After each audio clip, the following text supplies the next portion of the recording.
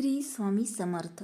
स्वामी कृपेने तुमचा आजचा दिवस आनंदात जाओ ही स्वामीचरणी प्रार्थना करते आणि आजच्या व्हिडिओला सुरुवात करते. 2026मध्ये शनीची वक्रदृष्टी काही राशींच्या लोकांच्या आयुष्यात मोठी उलथापालथ घडवू शकते. 7.5च्या या प्रभाव कोणावर पडणार?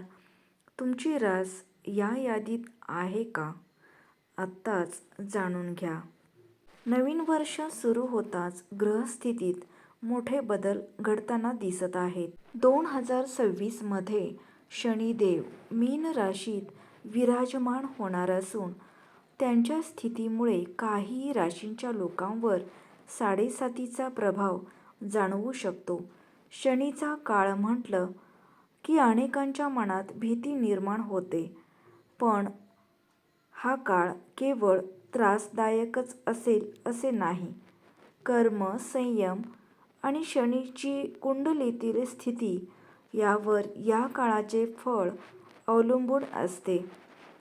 शनीची 7.5 म्हणजे नेमके तरी काय? जेव्हा शनी कोणत्याही राशीच्या दुसऱ्या भावात असतो तेव्हा त्या राशीवर शनीची 7.5 सुरू होते.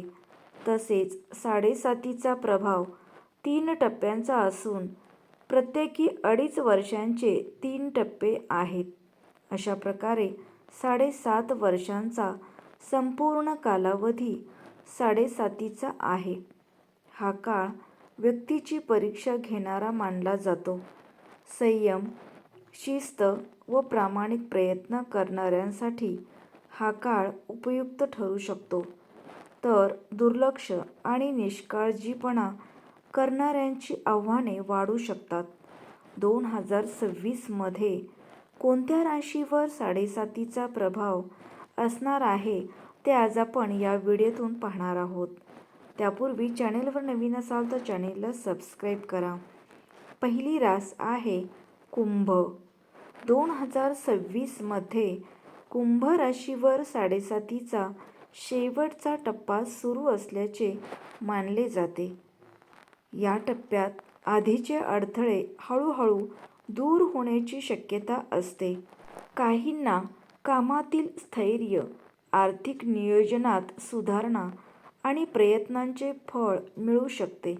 मात्र घाई गडबड टाळून संयम राखल्यासच अनुकूल परिणाम जाणवू शकतात. यानंतरची रास आहे मीन. हा काळ मीन राशींसाठी 7.5चा दुसरा टप्पा असल्याचे सांगितले जाते, जो तुलनेने अधिक संवेदनशील मानला जातो. या काळात निर्णय घेताना सावधगिरीची गरज भासू शकते. आर्थिक व्यवहार, आरोग्य व भावनिक पातळीवर अधिक जागरूक राहण्याचा सल्ला दिला जातो. योग्य शिस्त आणि नियोजन ठेवल्यास अडचणी नियंत्रित राहू शकतात. यानंतरची रास आहे मेष. 7.5चा पहिला टप्पा मेष राशीमध्ये सुरू होत असल्याचे संकेत आहेत. हा काळ नव्या जबाबदाऱ्यांची जाणीव करून देणारा ठरू शकतो. काहींना आरोग्यविषयक किंवा आर्थिक नियोजनात बदल करावे लागू शकतात. सुरुवातीपासूनच संयम आणि शिस्त पाळल्यास पुढील टप्पे अधिक सुलभ होऊ शकतात. पुढची रास आहे सिंह. 2026मध्ये सिंह राशीवर शनीची ढैया असल्याचे मानले जाते. या काळात कामातील विलंब, नातेसंबंधातील गैरसमज किंवा मानसिक ताण जाणवू शकतो. मात्र योग्य संवाद आणि शांततेने निर्णय घेतल्यास परिस्थिती हाताबाहेर जाणार नाही. यानंतरची रास आहे धनु. हा काळ धनु राशीसाठीही ढैयाचा असल्याचे मानले जाते. या काळात नियोजनाला अधिक महत्त्व द्यावे लागेल. आरोग्याची काळजी, खर्चावर नियंत्रण व कामातील सातत्य राखल्यास अडचणी कमी होऊ शकतात. काहींना आत्मपरीक्षणाची संधी मिळू शकते.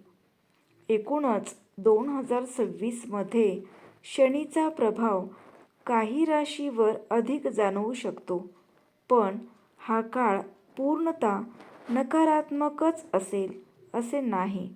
हे सर्व शक्यच होईल असे नाही आहे. केवळ अंतिम परिणाम कर्म, प्रयत्न व शहाणपणावर अवलंबून असतात. संयम आणि सकारात्मक दृष्टिकोन ठेवल्यास शनीचा काळही मार्गदर्शक ठरू शकतो.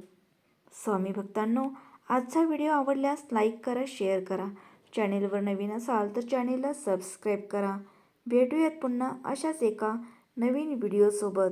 तोपर्यंत श्री स्वामी समर्थ.